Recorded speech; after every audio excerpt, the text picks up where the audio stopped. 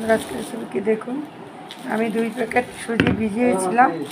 এই যে দেখুন অনেকগুলো হয়েছে। তো এই যে মিক্সিতে আমি করে নিয়েছি, সবগুলো ঢেলে মিক্সারে করে নিয়েছি। আমি 2 ধরনের জিনিস করব, তো দেখুন পরে দেখাই। আমি ক্ষীর দিয়ে করব আর এমনি ডোসা করব। সঙ্গে টক দই দেব 1 কাপ পরিমাণ, আর সুজির সঙ্গে অল্প একটু ময়দা দেব। দাও একটু ময়দা। হয়েছে, এই যে 1/2 কাপ পরিমাণে ময়দা দিয়ে দিলাম।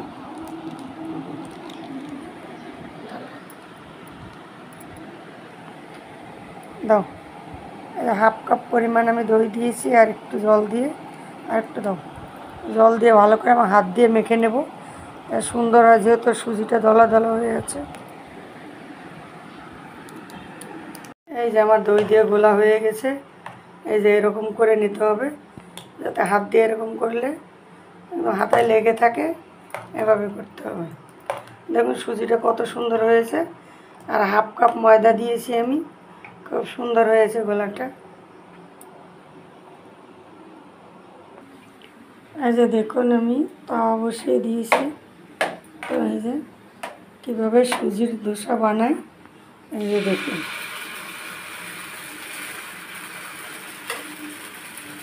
সুন্দর করে খুন্তি দিয়ে এরকম ছড়িয়ে দেব।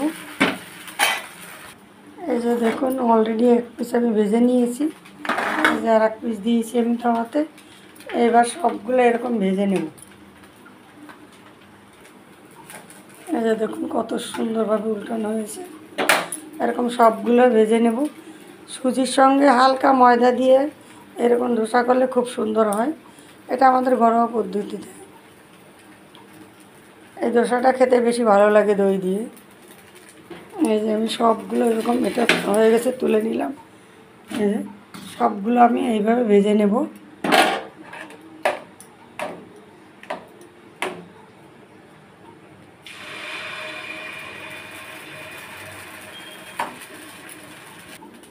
আর এদিকে এই যে দুধ জাল হচ্ছে।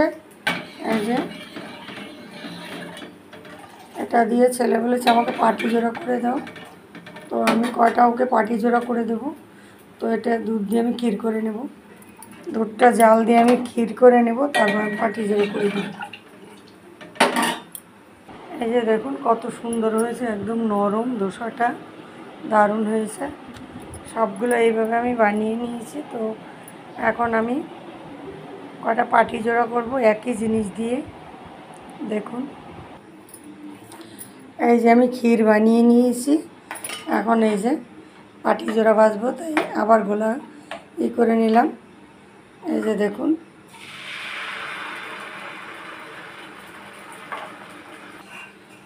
সুন্দর পাটি জোড়াগুলো এভাবে ঘুরিয়ে ঘুরিয়ে দিয়েছি। সবগুলো ভেজে নেব এভাবে। এই যে আমি এখন কেকটা দেব, দিয়ে সুন্দর ভাজ করে নেব।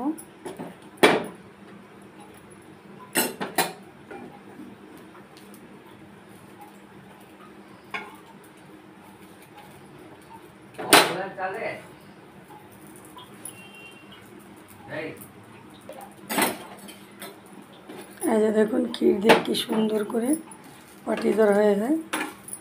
এই যে সবগুলো আমি এইভাবে ভেজে নেব। এই যে দেখুন